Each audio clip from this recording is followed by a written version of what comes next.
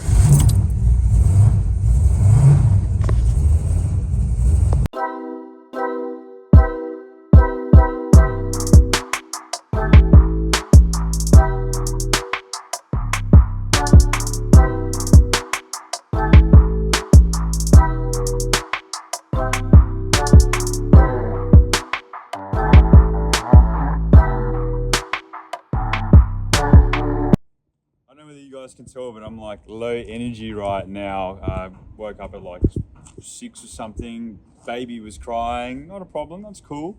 But I think it's like 8:30 in the morning now. So excuse me if I'm a little bit sort of slower than usual. I'll try to speed things up and get my brain working a little bit more. I've had my first coffee, which is the heart starter.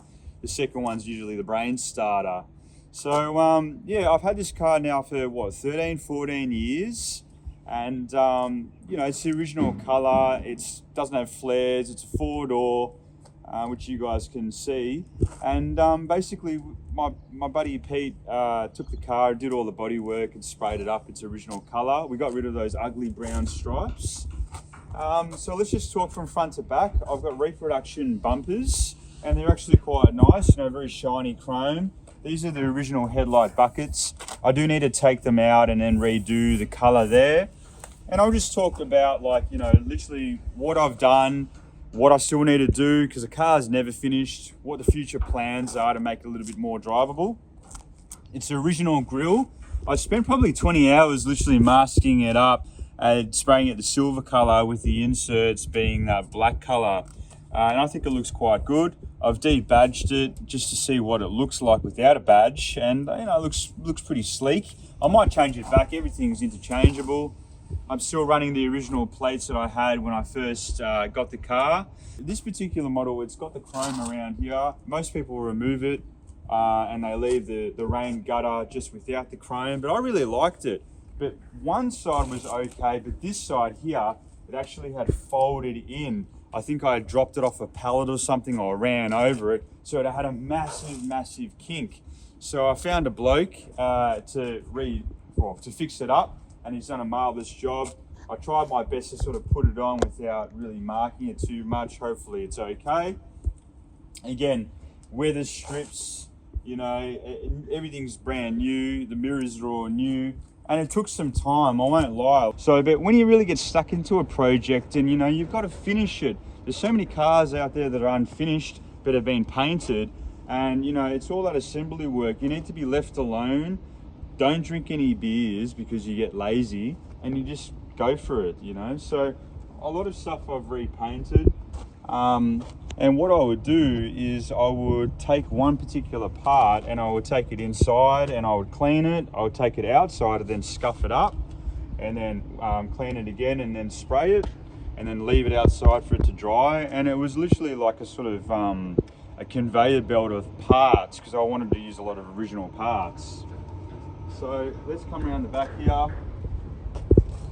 The tail light buckets are original. I've just masked them up, cleaned them, and I've sprayed them.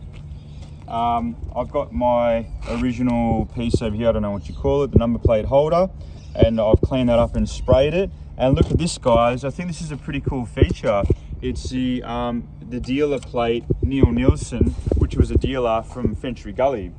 And I found that at my parents' house. I knew I had it, but it was basically squished under a whole heap of junk in the garage. I found it, I did a bit of panel beating and cleaned it all up, and then I painted the insert over here and then scuffed the outside of the Neil Nielsen so that would, you know, show up nice and clean. So I'll put it back on. So I think, I don't know what you guys think, but basically the car's probably more OEM these days, you know, with a 308, a cam 308. And as I get older, I'm more interested in sort of like having something that looks nice and clean and maybe more like how it came from the showroom, as opposed to, you know, something that's that custom. Let's talk about future plans for the car. On the wish list is probably to change it from carby to EFI, just for a bit of drivability and for the cold starts in the morning, because I really want to drive this car a lot more. It's still running the original 13x6 or 13x7 hot wires. They look very, very comedic on the car now. They just look like tiny little caster wheels, you know. So how about you guys let me know what wheels would be really good.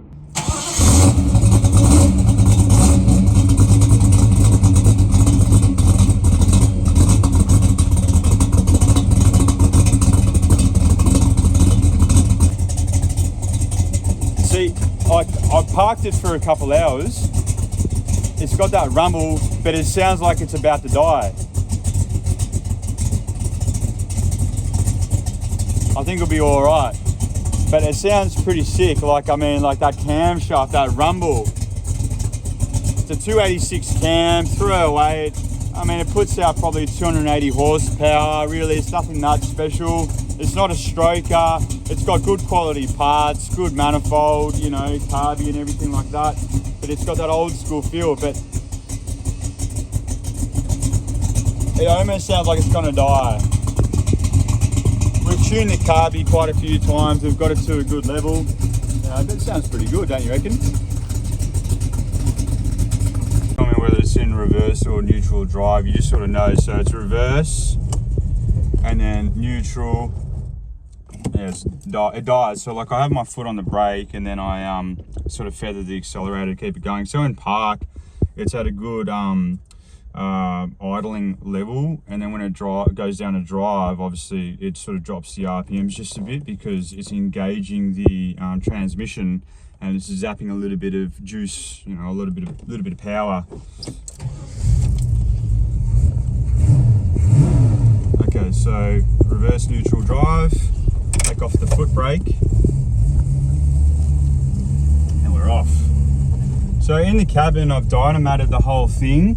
It's just a little bit drony at like, say, you know, 70 or 80.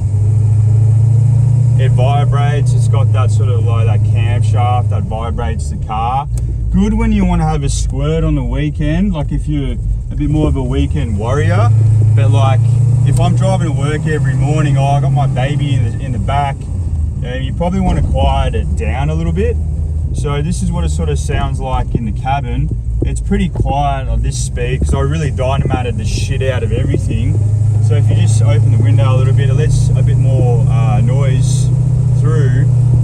And I'm sitting on like 2000 RPM. It's just shifted up to third gear, which is like, or maybe it's second gear. I'm doing 40 Ks an hour just in residential.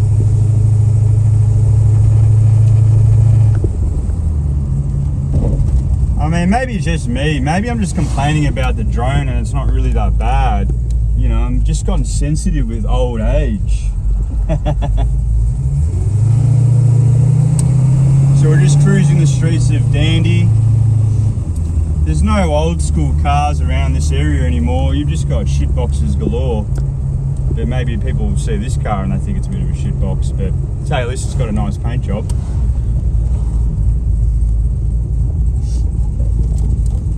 No power steering. Steering's pretty light.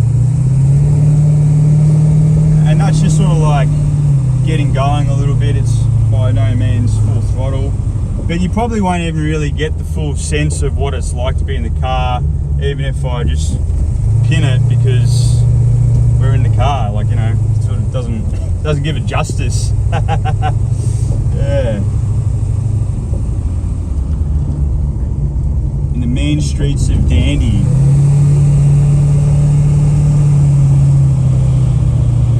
So I reckon every time I come to work, I use a quarter tank of petrol. I'm not a fan of drop tanks. I probably wouldn't put it in. You know, it just is what it is. So we're just going to get out onto Pretty Highway here.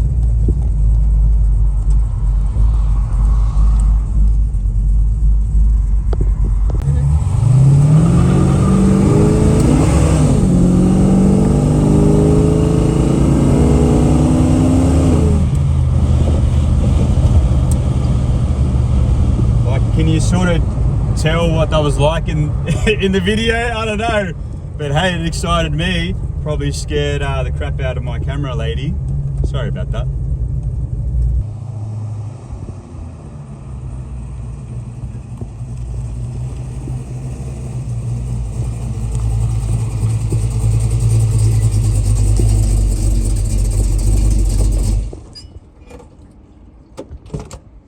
Woo, what a beast. Gets hot in the cabin very, very quickly. I mean, it's got the sound, it's got the chop, it's got a bit of power. You know, it doesn't have like a million horsepower, but like, I'm serious, you smash everything on the road. There's no competition. Unless you pull up against, you know, something that's old school or that has a turbo. I mean, this thing is light. It's only about, what, 1,200 kilos, 1,100 kilos. You guys know more than I do. So, you know, I just want to make it maybe a little bit more, you know, friendly on the road.